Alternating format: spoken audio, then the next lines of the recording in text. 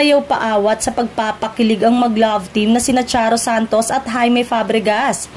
Tukso nga ng mga fans. Parang gusto nilang tapatan ng Kat Den, Barda, Kim Pao sa pagpapakilig. Yes, kilig na kilig nga ang mga masusugid na tagapanood ng FPJ Batang Quiapo kina Tindeng at Don Facundo. Paano ba naman kasi ang sweet ni Don Facundo sa nakaraang episode kung saan binigyan niya ng munting regalo si Tindeng. Ang napakaliit na bagay umano na regalo ni Don Facundo ay ang pinapangarap na dress ni Tindeng. Maliban pa ron, kinamusta rin ni Don Facundo ang kalagayan ni Marites, Cherry Pie Picache, na nasaksak noon ni Olga. Kaya naman nga, ang mga netizen, pinapatrending muli ang hashtag Facundeng sa social media. Teka, mukhang may magaganap na eksena dahil ang asawa ni Don Facundo na si Bettina nagsiselos. Paano ba naman kasi nalaman niya ang ginawa ni Facundo para kay Tindeng?